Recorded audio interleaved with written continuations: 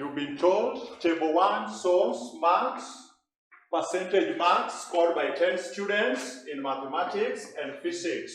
So this is the marks scored in mathematics, second row, the marks scored in physics. Then you've been told to determine the product moment correlation coefficient, isn't it?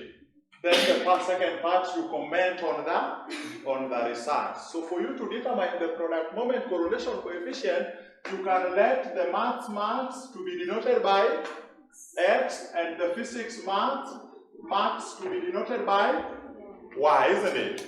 So that the product moment correlation coefficient rho is given by what? Summation of.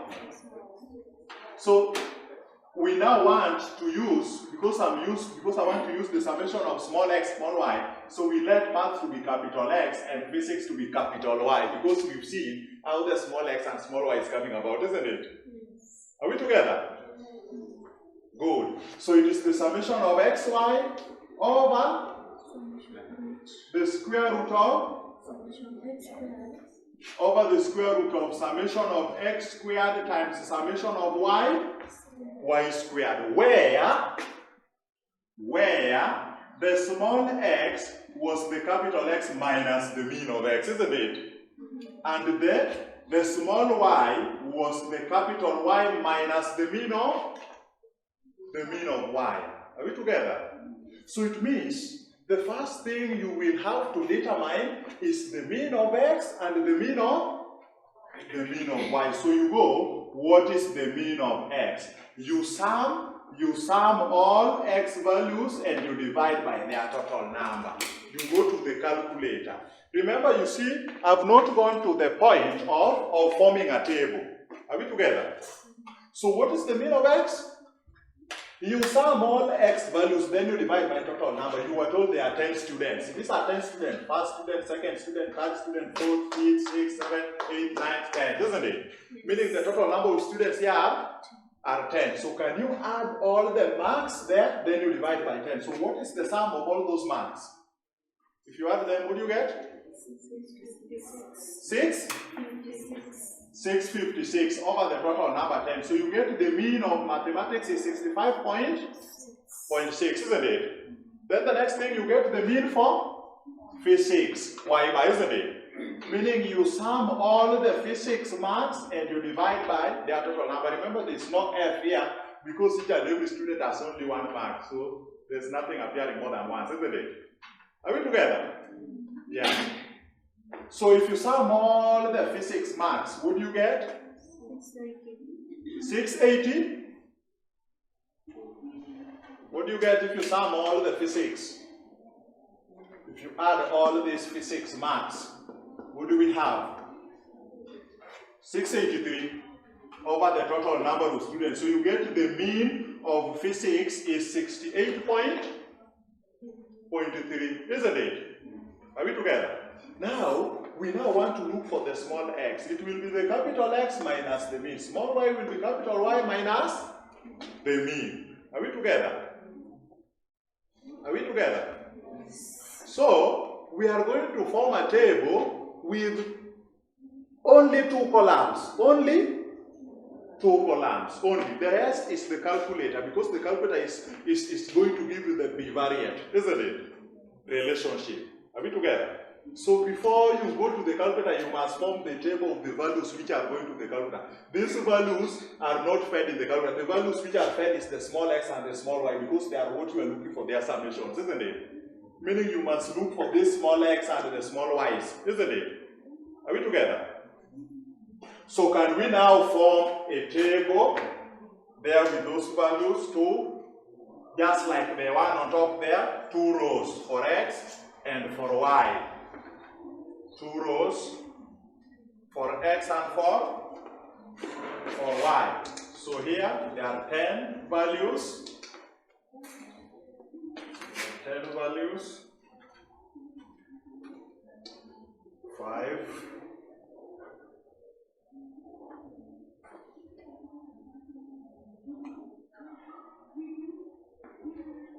There are 10.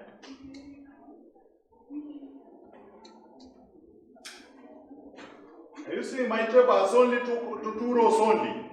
So I don't expect you to come up with a table of 10 rows that you are looking for x, y, you are looking for a squared, y squared. No, those values are in the calculator. Are we together? The table must have only two rows. So the first row is for the small x, isn't it? The small, and the second row is the small. So what is the small x? The small x is capital X minus the mean of x, isn't it? So let us start. The first value of x is 75. 75 minus mean, because small x is supposed to be capital X minus mean of x. So start with the first value of x is 75, isn't it?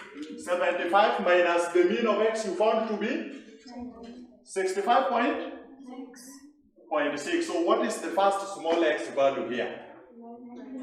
9.4, isn't it? Are we together? Then we are getting the next small value here. So what is the next big x? Big x is 38, isn't it? Are we together? So it is supposed to be x minus mean. It is something that big x is 38, so it is 38 minus mean of x. 38 minus mean is 65.5. So the next value there of x is 38 minus 65.5. What do you get to be that value? Negative 27.6. Then give me the next value. Big x minus mean. 96 minus mean of x?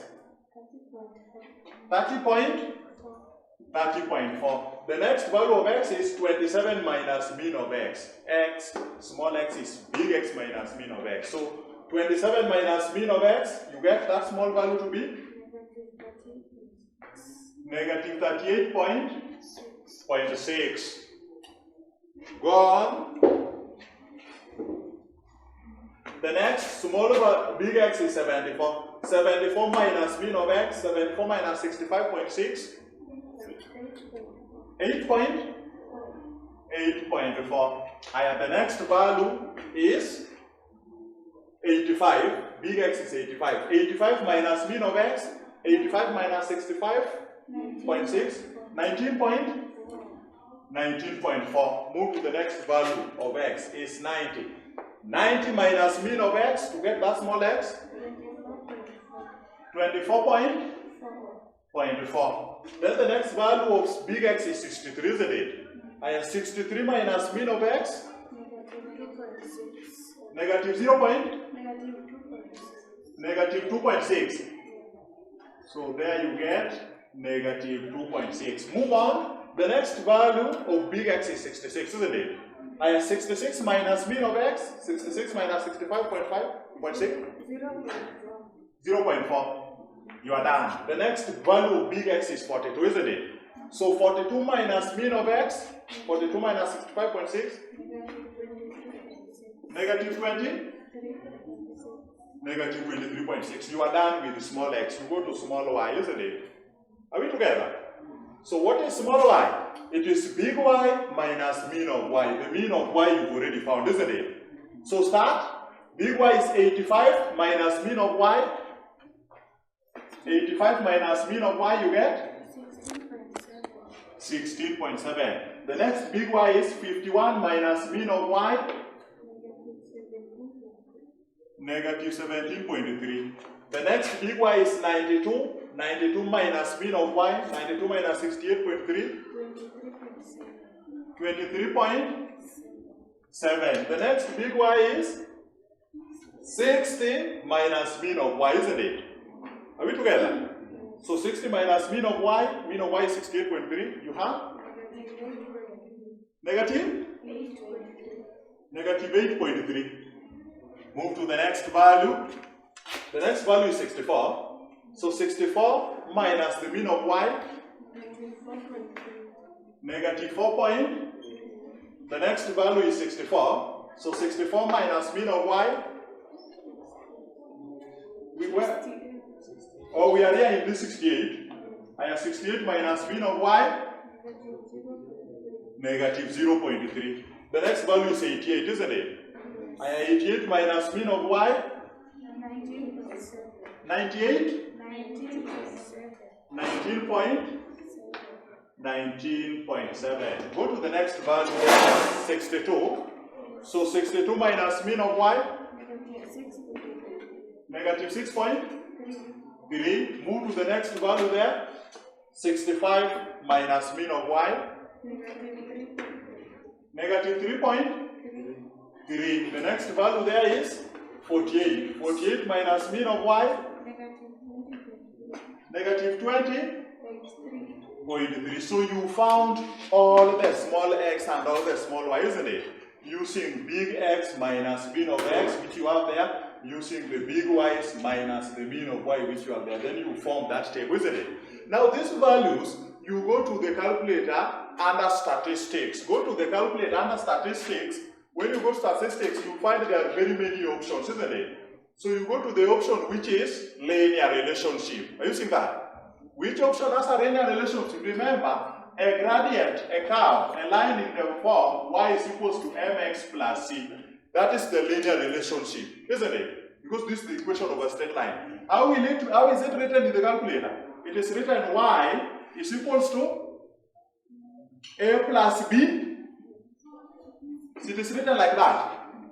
See, you have this in the calculator when you go under statistics, isn't it? Meaning this is the linear relationship because correlation coefficient is dealing with the gradients of a straight line, meaning it is a linear relationship, isn't it? Are we together? So this option is number what in under statistics? Number 2. So can you press number 2? Then it has given you a table. It has brought up a table, isn't it?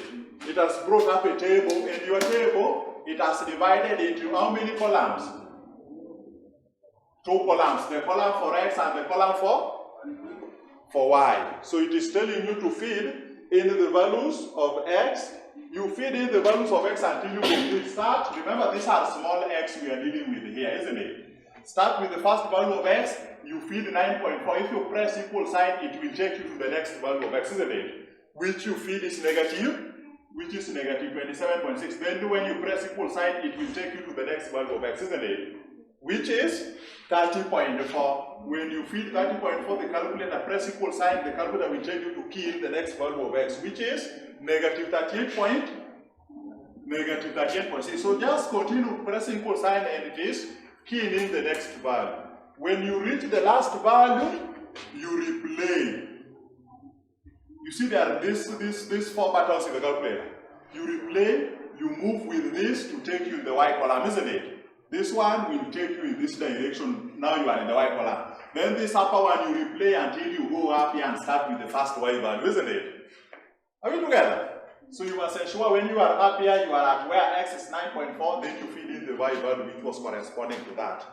Have you replayed? Have you replayed back? Replay back again and confirm. When x was 9.4, y was 16.7. So once you use these buttons, you just use these buttons to scroll until you get to the first value, isn't it? Which is corresponding to 9.4. Then you feed it. What value is that? 16.7. When you press equal sign, the calculator takes you to the next value, isn't it? Which is negative 17.3. Are we together? You press equal sign, it takes you to the next value, which is 23.7. And you continue with that same procedure until you fed all the values. Are we together?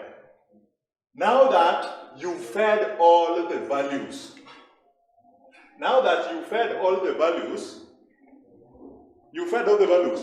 So when you fed all the values, you press the AC button to minimize the calculator. When you press an on button, sometimes you will reset some formulas. There are some which normally are reset by on button. You press the AC button to minimize whatever is on the screen, isn't it? Are we together? And remember, before you minimize, you must reconfirm if the values you spent, there is no mistake you've made anywhere. That is always the key step. You must always confirm the values you fed, and always confirm their number. They 10 in each case, isn't it? You must confirm. So, have you minimized the calculator? You just press an AC button to minimize the screen. Once you fed all the values, So minimize the screen. Then you now go to the number button. In the calculator, the number button. Which number is written for statistics? Number 1. So in your calculator, it's number 1. In your calculator, which number is having statistics? So the button number 1, it is written on top start, isn't it? And which color? Is it using the color for shift or the color for alpha? The color for shift, isn't it? So it means you shift, when you shift number 1, it will bring you the options of statistics, isn't it? Are we together? So you've seen statistics is written on top of number 1. Meaning when this statistics having the color of shift, meaning if you shift number 1, it is now bringing for you the option for statistics, isn't it? And which options are you looking for in the product moment correlation coefficient? You are looking for the options of summation only, isn't it? Are you seeing? So the option of summation is number what? Sum. Sum is number 3. Meaning if you press number 3, it will give you all the options of summation, isn't it? And which ones are you looking for? You are looking for the summation of x, y. So can you see, do you have summation of x, y in those options? Press sum is number 3. When you press, do you have summation of x, y? Because we are looking for summation of x, y, isn't it? Are we together? Do you have it? It is number 5. So if you press it, what value does it give you? It gives you 2608.2. How are you getting that value? Does it mean you did not fit some values? Because I said, you know, when you are not getting the answer which they are getting, it means you did not follow our procedure. Because we said you must confirm the values before you minimize. Yes. Yeah. So it means when you follow the procedure, you can never get it wrong. It means you confirm the values. Are we together? We are done with that. So you see, in your case, you did not fill the y values. Can you fill the y values? Yeah? You minimize the screen. You see the C button is for minimizing the screen. Does not make the formula disappear. Don't press an on button. It is the AC to minimize the screen, okay? Are we together? Good. So once you minimize the screen, statistics is in number 1. You shift number 1, then you see the options of statistics, isn't it? So the first one we are looking for is the summation of x, y, meaning it is under sum, isn't it? Are we together? Is that okay? So when you select the option of sum, there you have 2608.2. Are we together? Now repeat the same process, meaning you shift again number 1 to go back to statistics, isn't it? Shift number 1 again, you go back to statistics, then you select the option for sum, isn't it? Then which one are you looking for? Summation of x squared. So when you look for summation of x squared, what does the calculator gives you? 48? 4870? 4870.4. Then you repeat the same process again. You shift number 1 to give you the options of statistics again, isn't it? And once it gives you the options of statistics, you press. Where is it? What's the values? You shift. You shift number 1 again. Then sum is number 3. It gives you all the options. And which option are you looking for? Summation of y squared. That is number 3, isn't it? Option 3, isn't it? So if you press option 3, it will give you the answer for, if you press equal sign, it gives you the answer for y squared to be 2078.1, isn't it? Are we together? Is that what you have there? So summation of y squared is 2078.1. Are we together? That's the value everybody has. Good. So this is how this is done. Never form a table whereby you are still coming, you want to add a column of xy, you want to add a column of x squared, you want to add a column of y squared. Is when you sum them. No, you don't do that. That is a waste of time, okay? Are we together? That is the work of the calculator. What you need is this table with the 2 rows only.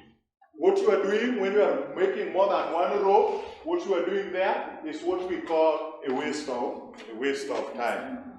Isn't it? Yes.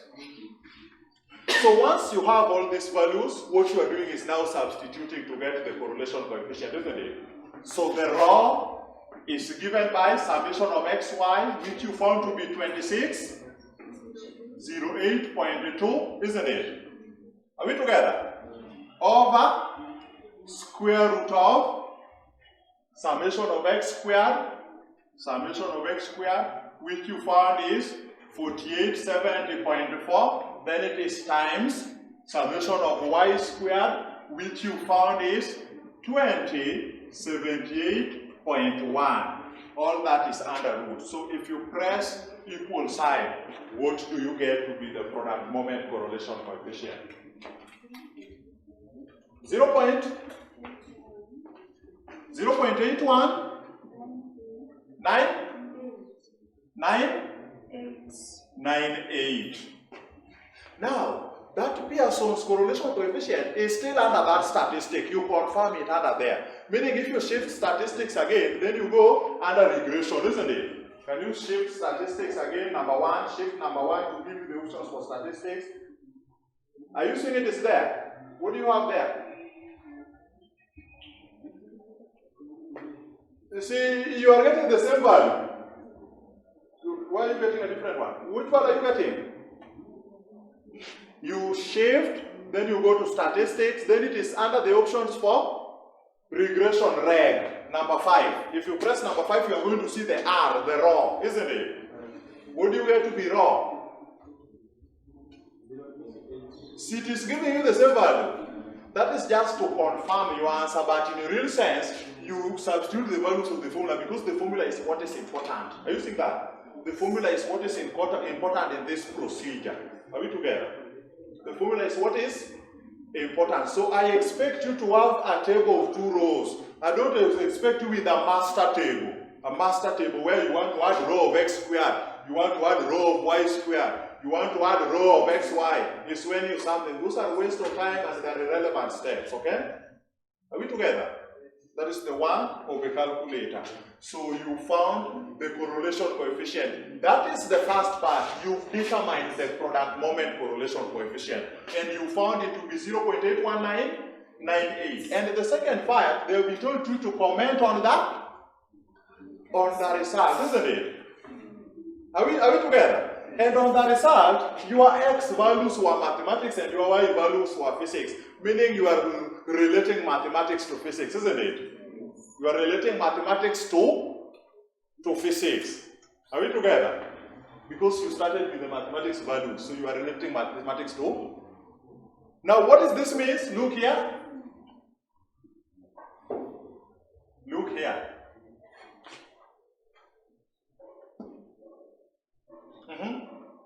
What is this? So this is positive. So it is greater than 0.7. So when it is positive, that positive alone implies what? Direct, isn't it?